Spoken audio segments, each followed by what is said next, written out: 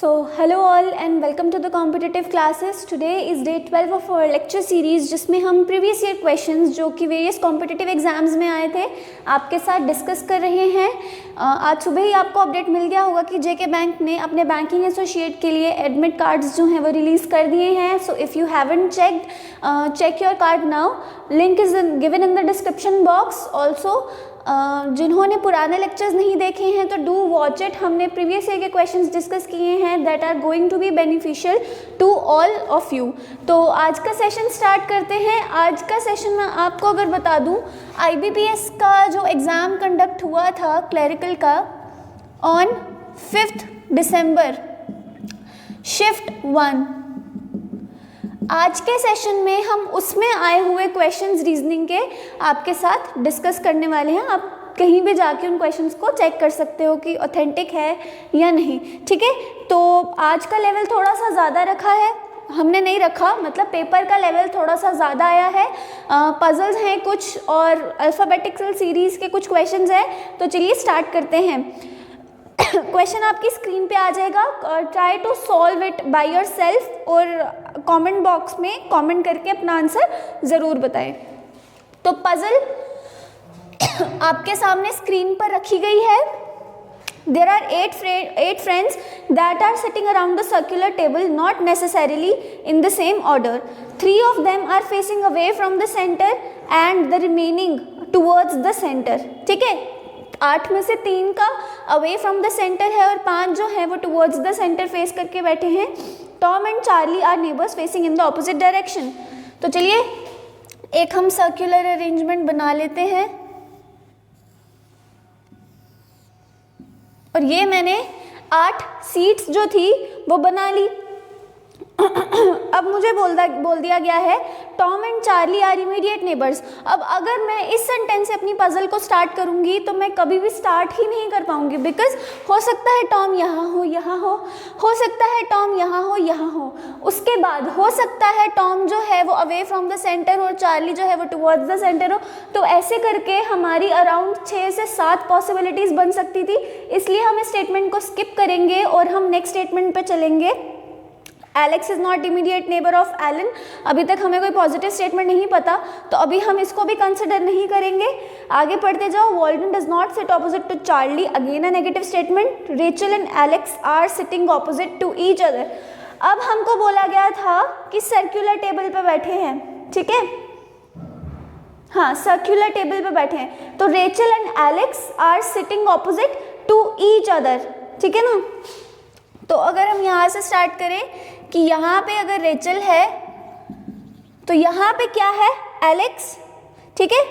आगे अगर आप पढ़ो, आपने वो स्टेटमेंट अगर पढ़ा है दैट एलन और Mia are facing each other, what does that mean. Alan और मिया जो है वो एक दूसरे के ऑपोजिट तो बैठे ही हैं बट उनका जो फेस है वो एक दूसरे की तरफ है, मतलब दोनों टुवर्ड्स द सेंटर फेस करके बैठे हैं। तो हम अपनी जो पजल है इस डायरेक्शन से स्टार्ट करेंगे, यहाँ पे अगर मैं एलन को बिठा दूँ तो यहाँ पे मैं अपनी मिया को बिठा सकती हूँ।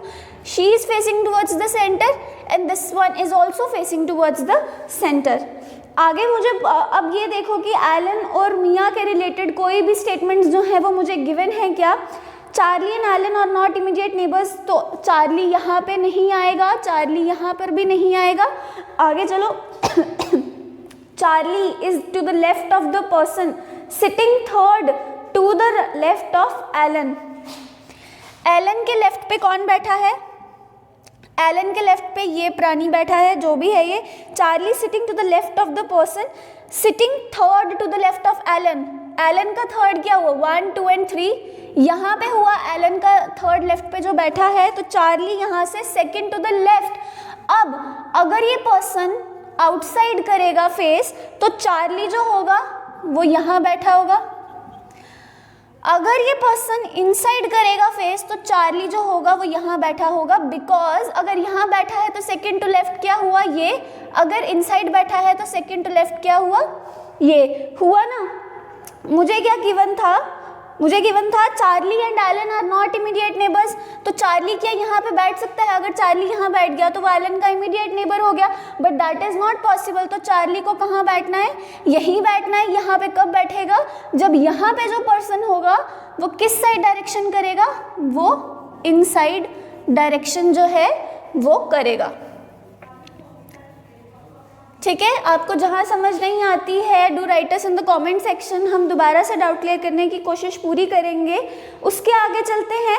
Walden is facing in the same direction as Alex. अभी मुझे वॉल्डन के बारे में नहीं पता है कि वो कहाँ पे है। आगे अब मेरे पास चार्ली आ गया, मिया आ गया और एलन आ गया। फिर आगे पढ़ते हैं। The immediate neighbours of Mia are facing in opposite direction. तो अगर चार्ली बाहर होगा तो ये यहाँ होगा, बट इसका मुझे पता है कि ये इनसाइड बैठा है, मतलब चार्ली जो है वो away from the centre direction करके बैठा हुआ है। मुझे इसकी डायरेक्शन पता थी। उसने बोला कि मिया का जो फेस है वो इस तरफ उससे उल्टा होना चाहिए, तो इसलिए मेरे चार्ली का फेस कहाँ आ गया? Away from the centre. उसके बाद देखो, उसके बाद उसने कहा फर्स्ट सच स्टेटमेंट में Tom and Charlie are neighbours facing in the opposite direction. यहाँ पे तो जगह ऑलरेडी ऑक्यूपाइड है, मतलब मेरा टॉम जो है वो यहाँ आएगा। ये अगर आउटसाइड था तो ये किस साइड आएगा? ये आएगा इनसाइड आएगा, because Tom and Charlie are facing in the opposite directions, है ना। उसके बाद देखो Walden does not sit opposite to Charlie. यहाँ पे वॉल्डन नहीं आ सकता। आगे Alex is not immediate neighbour of Alan. Alex यहाँ पे भी नहीं आ सकता और यहाँ पर भी नहीं आ सकता, तो एलेक्स के लिए ये और ये जगह बचती है। उसके बाद क्या है? Rachel and Alex are opposite to each other. अब मुझे बताओ, अगर मैं एलेक्स को यहाँ बिठाऊंगी तो एलेक्स के सामने रेचल आ सकती है? नहीं आ सकती।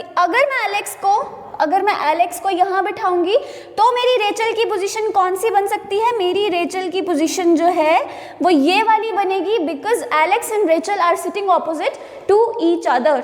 ओके, आगे क्या बोला उसने? अब मेरा वॉल्डन जो था वो यहाँ नहीं आ सकता था, तो मेरा वॉल्डन कहाँ आता? मेरा वॉल्डन जो है वो यहाँ आता। यहाँ पे एलेक्स और वॉल्डन मिट गया, और जो रिमेनिंग पोजीशन बची है वहाँ पे कौन आएगा? जो भी मेरा रिमेनिंग कंटेस्टेंट बचा है, which is Alex, Rachel, Charlie, Walden, Jake. तो मेरा जेक बचा था, तो यहाँ पे जेक आ गया। अब बची डायरेक्शंस की बारी। मुझे बोला गया था दैट 3 लोग जो हैं वो अवे फ्रॉम द सेंटर बैठे हैं, इनसाइड, अवे, इनसाइड, इनसाइड। अगर मैं यहाँ पे इनसाइड डाल देती तो ये 3 डायरेक्शंस के 3 सेम डायरेक्शन के लोग इकट्ठे बैठ जाते, और अगर आप क्वेश्चन ध्यान से पढ़ रहे हो तो 3 of them are away from the centre and remaining towards the centre. हाँ, तो 3 लोग जो हैं वो अवे बैठेंगे। तो चलो देखते हैं, इसका अभी मुझे डायरेक्शन नहीं पता, ठीक है। और क्या उसने बोला है? The immediate neighbours of Mia are facing in opposite direction, वो भी हमारा हो गया। Charlie and Alex, Charlie and Alan are not immediate neighbours. Alan यहाँ पे आ गया, चार्ली यहाँ पे आ गया, तो वो भी हमारा हो गया। चार्ली सेकंड, ये भी हो गया। Walden is facing in the same direction as Alex. अगर ये इनसाइड है तो ये किस साइड है? ये भी इनसाइड होगा। अब मेरे पास कितने लोग बचे बिना डायरेक्शन के? ये और ये। आप देख रहे हो इनसाइड वाले कितने हो गए? 1 2 3 4 एंड 5। तो जो मेरे जितने भी बचेंगे उनकी डायरेक्शन कहाँ होगी? उनकी डायरेक्शन होगी ऑपोजिट को। तो आपने इस पजल में देखा, इसमें डायरेक्शन तो जो थे वो इजी नहीं थे, बट पॉसिबिलिटीज़ भी नहीं बन सकती थी इसमें। अगर आप पॉसिबिलिटीज़ बनाओगे तो वो अगले ही स्टेप पे चल के डिस्कार्ड हो जाएगी। तो बेटर है एक ही डायग्राम बनाओ, और वहाँ पे जहाँ पे भी आपको प्लेस करना है वहाँ पे मार्क आउट कर दो, कैंसिल कर दो कि यहाँ पे वो पर्सन नहीं बैठ सकता।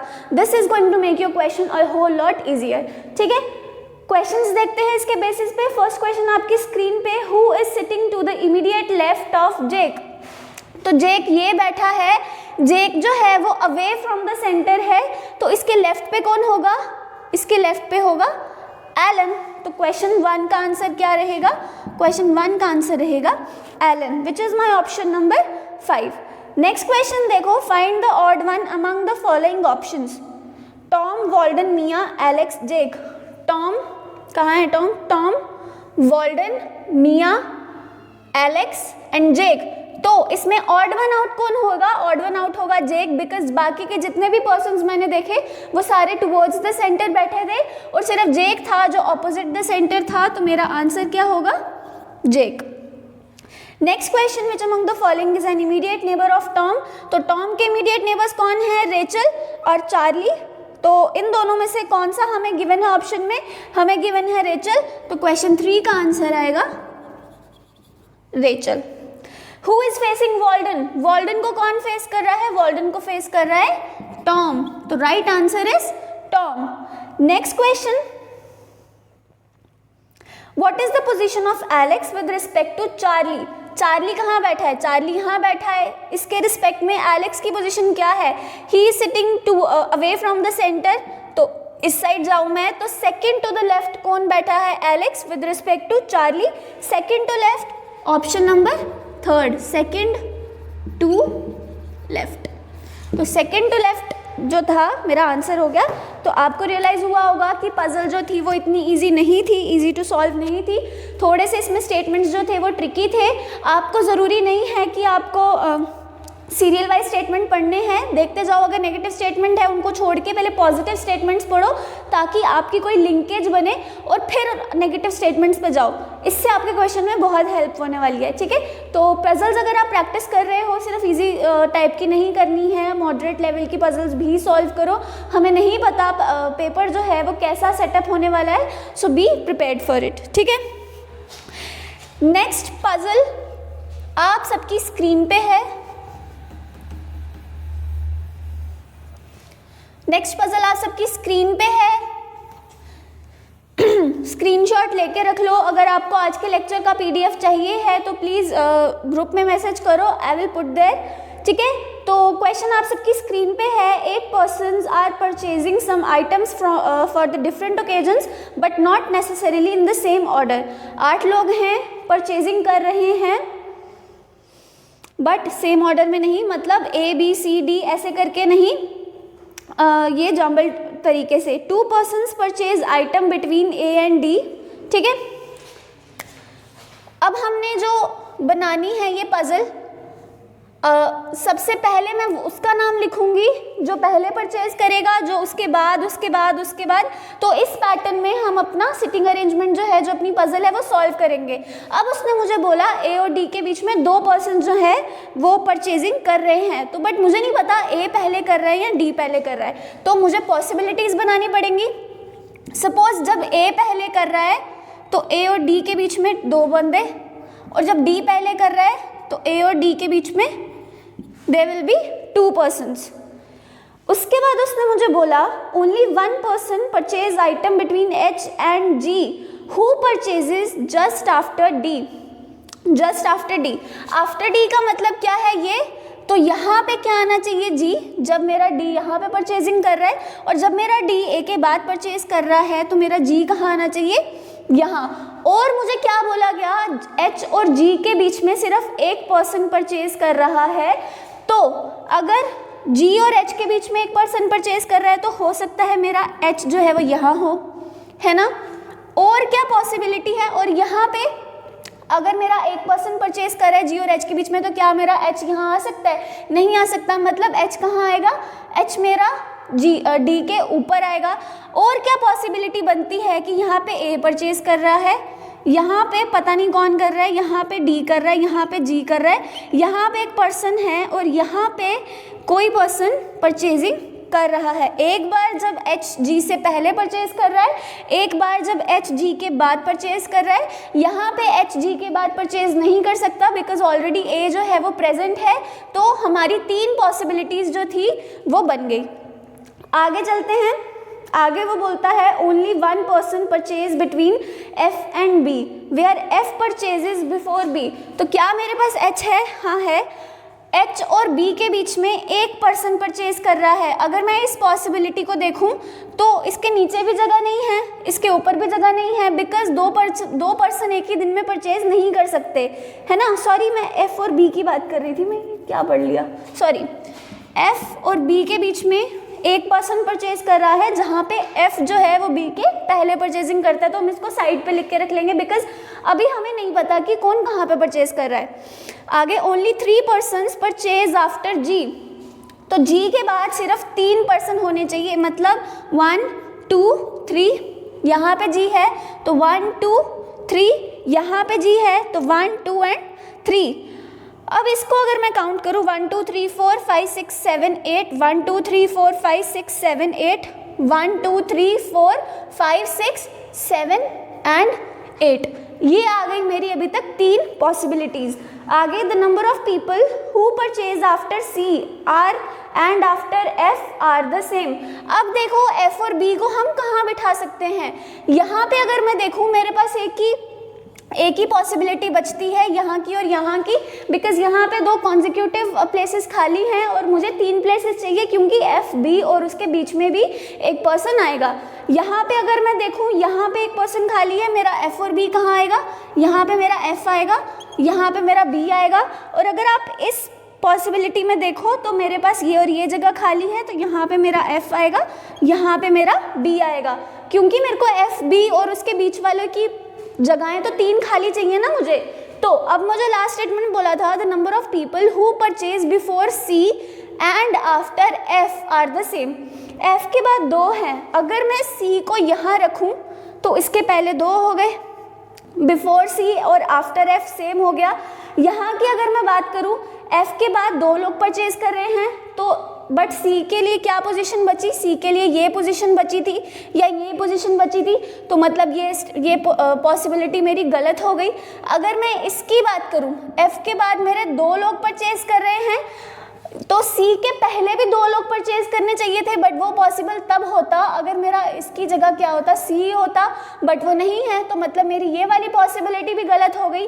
तो मेरे पास जो पॉसिबिलिटी बची वो ये बची, और यहाँ पे मेरा जो वैकेंसी है वो कौन ऑक्यूपाई करेगा, A B C D E F and G H. तो ये आएगा मेरा करेक्ट वाला अरेंजमेंट, जहाँ पे मैंने क्या अरेंज किया है कि लोग किस पैटर्न में परचेजिंग करेंगे, पहले ए करेगा, फिर ई करेगा, फिर C D G F H B. तो ये मेरा पैटर्न रहेगा। अब फर्स्ट क्वेश्चन देखो, who among the following purchases just after C. C के बाद कौन परचेज कर रहा है, सी के बाद परचेज कर रहा है D, which is my option number 3। तो क्वेश्चन 1 का आंसर क्या रहेगा, डी। क्वेश्चन 2 आप सबकी स्क्रीन पे है, how many people purchase items between E and H. ये रहा मेरा ई, ये रहा मेरा एच, 1 2 3 एंड 4।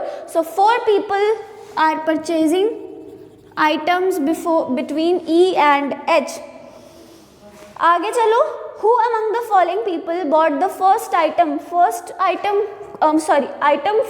सबसे पहले कौन खरीद रहा है, तो सबसे पहले खरीद रहा है A, which is my option number 4। तो मेरे 3 क्वेश्चन का आंसर क्या होएगा, A। How many persons purchase after E? E के बाद कौन परचेज कर रहा है, 1 2 3 4 5 एंड 6। तो ई के बाद 6 लोग जो हैं वो परचेज कर रहे हैं, which is my option number 2। Choose the incorrect pair. अब पेयर्स पे आ जाओ, पहला पेयर है ए और ई का, दूसरा है डी और जी का, तीसरा है डी और सी का, पांचवा है एफ और एच का, और लास्ट है ई और सी का। तो आपने देखा होगा ये पेयर्स क्या हैं, ए और ई का। इसका मतलब क्या है, पहले किसका, जो पहले परचेजिंग करेगा, और सेकेंड नाम किसका, जो बाद में परचेज करेगा। सिमिलरली डी जी में पहले डी परचेज कर रहा है, फिर जी परचेज कर रहा है। डी सी में पहले सी परचेज करता है, बाद में डी करता है। मतलब ये वाला जो मेरा कॉम्बिनेशन था वो गलत है, that means it is the odd one out. तो मेरे क्वेश्चन 5 का आंसर क्या रहेगा, डी सी, बिकॉज यहाँ पे सी जो है वो डी से पहले परचेज कर रहा है, बट लिखा कहाँ गया है, लिखा गया है बाद में। तो यही थी हमारी आज की पजल। Okay, alright. आज की पजल में अभी हमने पहले सर्कुलर अरेंजमेंट देखा और फिर एक ये लीनियर अरेंजमेंट देखा जो कि एक वर्टिकल पोजीशन में था। नेक्स्ट क्वेश्चन पे चलते हैं। ऑर्डर एंड रैंकिंग का क्वेश्चन है जो कि आप सबकी स्क्रीन पे डिस्प्ले हो चुका होगा, ठीक है। तो क्वेश्चन मुझे उसने क्या बोला है, क्वेश्चन में मुझे वो पूछ रहा है देयर आर 5 पर्सन्स मुझे गिवन है, they have different weights and total weight is 160। मुझे टोटल वेट गिवन है 160। The weight of the second heaviest person, पहले देखो ये 5 मैंने पर्सन्स की जगह बिठा ली, यहाँ पे मैं किसको बिठाऊंगी, हाईएस्ट वेट वाले को, यहाँ पे उससे कम वाले को, फिर कम वाले को, फिर कम वाले को, फिर कम वाले को।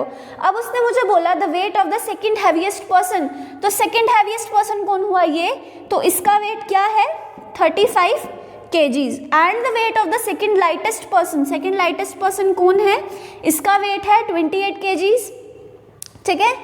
सम of weight of A and B is 52 kgs, तो इसको हम राइट डाउन कर लेंगे कि ए और बी का वेट कितना है 52 kgs and A is lighter than B, मतलब बी का वेट जो है वो ए से ज़्यादा है। आगे चलो, sum of the weight of C and D is how much, it is 63 kgs and C is heavier than D. इतना आपको समझ आ गया। D is the second lightest person, तो मतलब मेरा ये वाला जो वेट था वो किसका था, D का था। तो यहाँ से मैं C का वेट निकाल सकती हूँ 63 माइनस 28 विच इज 35। 35 जो है वो इसका है, मतलब ये कौन था, ये था मेरा C। उसके आगे चलो, A is the lightest person, A जो है वो यहाँ बैठेगा and his weight is how much, his weight is 22 kgs। तो यहाँ से मैं अपने B का वेट निकाल सकती हूँ, तो B का वेट कितना होगा 52 minus 32 which will be 52 minus 22 which will be 30। अब ये 35 है, ये 28 है, तो जो 30 वाला होगा वो ऑल ऑब्वियसली यहाँ पे आएगा। तो इसका वेट कितना था 30, A B C D, और यहाँ पे जो बच गया उसका वेट कितना है, उसका वेट है उसका वेट कैसे निकालेंगे हम, टोटल वेट मुझे दिया था 160, इन सबको ऐड करो और उसको 160 में से माइनस करो, तो जितना भी आंसर आएगा वो आपका इसका वेट होगा। ये क्वेश्चन आपका है, सॉरी क्वेश्चन में ही हमको पूछ लिया गया है what will be the weight of E. तो आप खुद कैलकुलेट करके कमेंट सेक्शन में कमेंट लिखो कि ई का वेट जो है वो कितना निकलेगा, ठीक है। नेक्स्ट क्वेश्चन है who is the third lightest person. Third lightest person कौन है, थर्ड लाइटेस्ट पर्सन सबसे फर्स्ट लाइटेस्ट, सबसे लाइटेस्ट ये, उससे ज़्यादा ये और उससे ज़्यादा ये। तो मेरे क्वेश्चन नंबर 2 का आंसर है B, third lightest person is B. What is the possible weight of C, C का पॉसिबल वेट कितना है 35 kgs, क्योंकि हमने ऑलरेडी निकाल लिया, तो मेरा आंसर क्या आएगा सी। तो यही थे आपके ऑर्डर एंड रैंकिंग का क्वेश्चन, ओके। अब याद रखो कि हम वही क्वेश्चंस डिस्कस कर रहे हैं आज जो IBPS के पेपर में आए थे। अगर आपको इजी लग रहे हैं तो it is very very good, आपको अगर डिफ़िकल्ट लग रहे हैं तो you need to work on yourself, because JK bank का जो लेवल है वो भी इसी के आसपास होने वाला है। अब देखो नेक्स्ट क्वेश्चन आपको गिवन है आपकी स्क्रीन पे, if in the word software all the vowels are first arranged alphabetically and then all the consonants are arranged alphabetically and then all the vowels are replaced by the next letters and the consonants are replaced by the previous letters, which letter will be fourth from the left hand। Word क्या दिया है मुझे software, एक एक करके इसको ध्यान से पढ़ना होता है, ठीक है। पहले उसने मुझे बोला वॉवल्स को अरेंज करो अल्फाबेटिकली और फिर क्या करो कॉन्सोनेंट्स को अरेंज करो अल्फाबेटिकली। वॉवल्स है मेरे दिस एंड दिस, इनको अगर मैं अरेंज करूं A E एंड O, ठीक है, ये मैंने अल्फाबेटिकली अरेंज किए जिस तरह मेरे अल्फाबेटिकल ऑर्डर में आते हैं। अब ऊपर वाले बाकी के देखो, सबसे पहले क्या आएगा F, देन क्या आएगा R, देन क्या आएगा S, देन क्या आएगा T एंड देन आएगा W, ठीक है। तो फिर मैंने ये जो कॉन्सोनेंट्स थे अल्फाबेटिकली लिख लिए। अब उसने मुझे बोला अब हमें वॉवल्स को किससे रिप्लेस करना है, with the alphabet vowels are replaced by the next letter. A के बाद क्या आता है B, E के बाद क्या आता है F, O के बाद क्या आता है P and the consonants are replaced by the previous letters from English alphabet। Consonant में हमें प्रीवियस लेटर पे जाना है। F के पहले क्या आएगा E, यहाँ पे R के पहले क्या आता है Q, S के पहले आता है R, टी के पहले क्या आता है एस और डब्ल्यू के पहले क्या आता है टी, ठीक है, यही आता ना, तो ये बन गया मेरा फाइनल वर्ड। अब मुझे क्वेश्चन में पूछा है which letter will be fourth from the left hand, 1 2 3 and 4, तो मेरा fourth letter from the left hand क्या हुआ, वो हुआ E, which is my option number 1, ठीक है, which is my option number 1।